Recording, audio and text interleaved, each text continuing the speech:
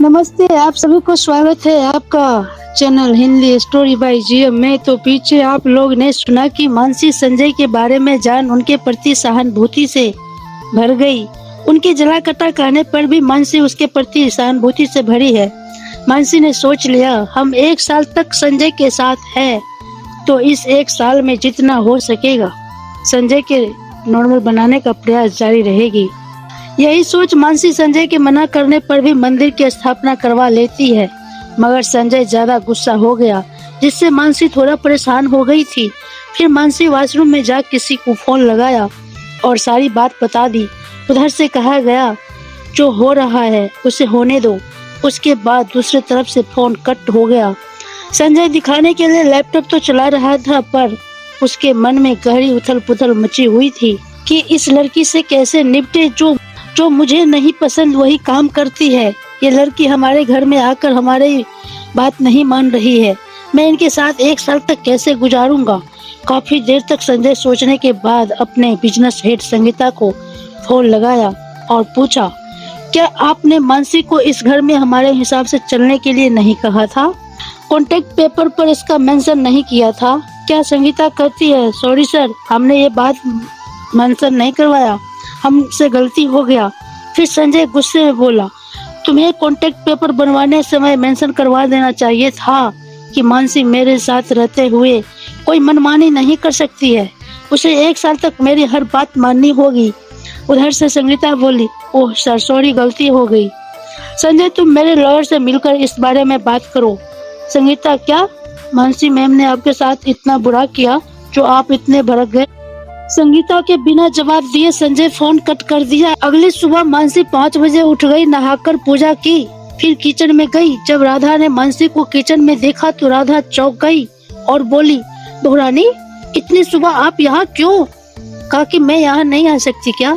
मेरा मतलब वो नहीं था बहुरानी, आप क्यों परेशान होगी, हम लोग है ना सारा काम करने के लिए। मानसी नहीं काकी, आज से मैं संजय जी का खाना नाश्ता सब मैं खुद बनाऊंगी। पर बुरानी, बेटा जी को ये सब पसंद नहीं है। मानसी, आप चिंता न करें काकी, हम सब संभाल लूंगी। मानसी मुस्कुराकर बोली। दूसरी तरफ जब संजय सोकर उठा तो मानसी को ना पाकर चौंक गया। संजय वॉशरूम की तरफ भी देखा, वहाँ भी नहीं। संजय का बेडरूम काफी बड़ा था, 2 वॉशरूम अटैच था। संजय की माँ भविष्य को देखकर बनवाया था कि एक बेटा यूज करेगा और दूसरा बहू यूज करेगी। यही सोचकर 2 वॉशरूम बनवाया गया था। संजय हर जगह नजर घुमाकर देखा, पर मानसी कहीं दिखाई नहीं दिया। फिर उसने अपना कपड़ा ले नहाने चला गया। उसी टाइम फोन बज उठा। जब संजय ने नंबर देखा तो ऑफिस से फोन था। सर, आप जल्दी ऑफिस आ जाइए, कुछ अर्जेंट मीटिंग है। ठीक है, मैं आता हूँ। इतना कहकर संजय फोन रखा, नहाने चला गया। जब बाहर आया तो रोज की तरह ना तो पहनने के लिए कपड़ा और न ही नाश्ता।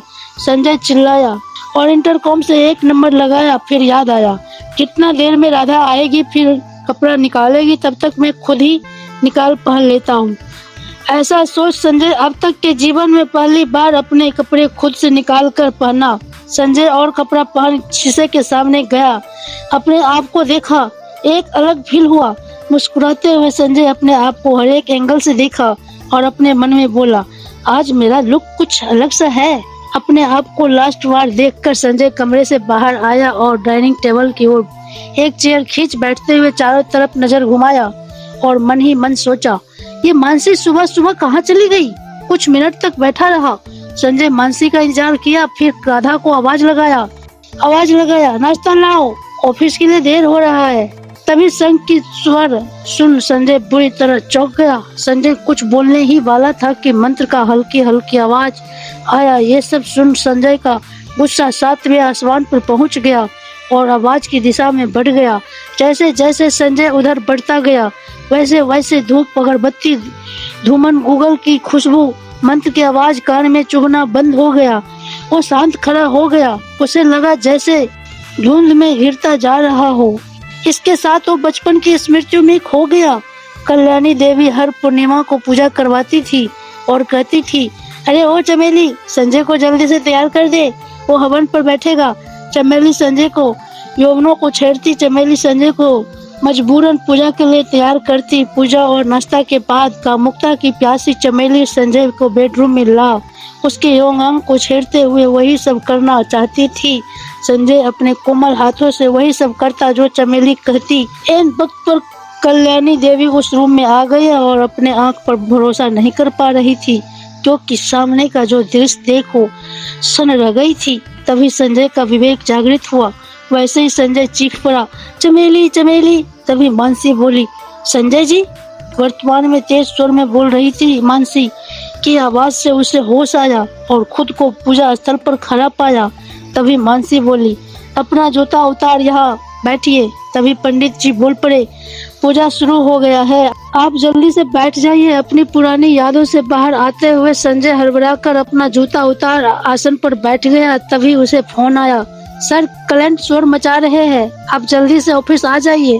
इस पर संजय गुस्से में कहा, हाँ आ रहा हूँ, अभी पूजा में बैठा हूँ। ये सुन संजय का पीए अरुण आश्चर्यचकित हो गया। फोन कट हो गया। पूजा पर बैठा संजय अभी उसका व्यवहार अलग था और पूजा की सारी विधि कर रहा था। संजय को पूजा करते देख घर के सारे नौकर चाकर राधा हैरान थी। पूजा के बाद संजय प्रसाद चरणामृत ग्रहण कर नाश्ता के लिए बैठा। चौंक गया। पूरी चावल खीर सब्जी सब देखकर, ये नाश्ता कौन बनाया? मैं ये नहीं खाता, मैं तो टोस्ट ऑमलेट खाता हूँ। फिर आज ये चेंज किसने किया? मानसी किचन से प्लेट में एक गर्मा गर्म पूरी लेकर संजय के देने आई थी। मानसी के चेहरे पर एक प्यारी सी मुस्कुराहट फैली हुई थी। मानसी पूरी देते हुए बोली, हवन के बाद यही खाते हैं, खा लीजिए ना। मानसी की आवाज में इतना प्रेम था कि संजय चुपचाप खाने लगा। आज संजय को नाश्ता काफी टेस्टी लगा और पर्सन ले लेकर खाया। जाते समय राधा से कहा, काकी आज का नाश्ता जैसे दादी के बनाए हाथ जैसा था। शेफ अमन से बोल देना शुक्रिया मेरे तरफ से। पर बेटा जी, आज खाना बोरानी ने बनाया है। राधा की बात सुन संजय कुछ बोला नहीं, मगर मानसी के पास जाकर बिल्कुल सटकर खड़ा हो गया, जिससे एक दूसरे के शरीर आपस में सट रहे थे। संजय और करीब जाकर कहा, थैंक्स। फिर तेज कदमों से चलकर ऑफिस के लिए निकल गया। मानसी कुछ देर तक संजय को जाते देखती रही, फिर अपने रूम में आ गई। मानसी तभी उसका मोबाइल बज गया। साइकोलॉजिस्ट गंगाधर। मानसी फोन उठा लेती है, मिस मित्तल आगे का क्या प्लान है? आप हमारे संजय सर के इलाज के लिए क्या सोचा है? इस पर मानसी बोलती है, गंगाधर कहता है सोच लीजिए, इसमें आपकी जान भी जा सकती है। मानसी, कोई बात नहीं, अगर हमारे जान जाने से संजय जी ठीक हो जाएंगे तो मुझे खुशी मिलेगी। बाकी ये डील करने से पहले हमें वो राज बता दीजिए जो मैं मरने के बाद भी मुक्ति पालूंगी। गंगाधर, कौन सा राज? वही मेरे हमशक्ल हेमा और एक अधेड़ उम्र की महिला का क्या राज है? अगर आप हमें ये बात बता दे तो संजय जी के इलाज के दौरान अगर मैं मर भी जाऊं तो निश्चित से मरूं। इस पर गंगाधर कहता है, बिना डील जाने प्लान डिकोड नहीं कर सकता। मानसी, तो ठीक है, मुझे मेरे हेमा और उन महिला जिनका चेहरा मुझसे मिलता है बीच का संबंध नहीं विस्तार से बताएंगे तो मैं ये काम नहीं करूंगी। मुझे क्या मतलब है, हमें 1 साल यहाँ टाइम काटना है, फिर अपना एलोमनी ले एक नई सफर पे चले जाना है, जहाँ ना कोई शक है और ना ही कोई नफरत। एक अच्छा सा बिजनेस खोल, अपना जीवन नॉर्मल तरीके से मैं जी लूंगी। मैं नहीं करूंगी ये काम। देखिए मैम, कुछ बातें हम नहीं बता सकते, पर जैसे जैसे आप एक एक स्टेप बढ़ते जाएंगे आपको लास्ट में सब समझ में आ जाएगा। जैसे आज आपने जो किया, इससे वो लग रहा है कि संजय जी को आप ठीक कर देंगे। लास्ट में आप एक जैसा चेहरे का सच्चाई जान जाएंगे। अभी नहीं हम बता सकते, क्योंकि मैं एक साइकोलॉजिस्ट हूँ। मुझे पता है कि मुझे कब क्या करना चाहिए। मानसी, ठीक है, अपना प्लान अपने पास रखो, मैं आपके प्लान में इन्वॉल्व नहीं हो सकती। मानसी फोन कट कर दी। इधर गंगाधर परेशान, अब क्या करे। गंगाधर वहाँ आ गया। राधा से बोला, जाकर अपने बहू से बोलिए कि मैं आया हूँ, मिलना चाहता हूँ। राधा गई। मानसी आई ना नुकुर के बाद गंगाधर ने कहा, अब हर स्टेप करने से पहले मैं आपको बता दूंगा, जैसे जैसे स्टेप कंप्लीट हो जाएगा सच्चाई आपके सामने होगा। मानसी, ठीक है, थोड़ा सोचने का टाइम दीजिए। ठीक है। मानसी वहाँ से अपने रूम में आ गई। तभी उसे किसी ने कॉल किया और पूछा, क्या तुमने वैसा किया जैसे हमने कहा था? मानसी, हाँ ठीक है, अब आगे क्या प्लान है? सुनो। फिर फोन पर वो स्त्री स्वर मानसी को सारा प्लान समझा दिया। ये सुनकर मानसी रहस्यमय मुस्कान लिए फोन रखा। दोस्तों, ये फोन पर जो स्त्री थी वो कौन थी, इसका आगे सब पता चलेगा। आप सभी को तो हमारे साथ बने रहे।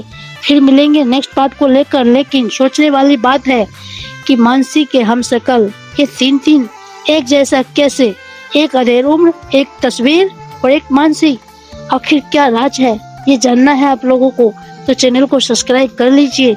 और हाँ, अगर आप लोगों को कहानी सुनना पसंद है तो हमने इसका प्लेलिस्ट बना दिया है और प्लेलिस्ट का लिंक कमेंट सेक्शन में दे दिया है, तो जहां से आप लोग पूरे पार्ट फ्री में सुन सकते हैं। तो आज के लिए बस इतना ही। अब हमें इजाज़त दीजिए, तो फिर मिलेंगे नेक्स्ट पार्ट को लेकर। तब तक खुश रहे, मस्त रहे। जय हिंद।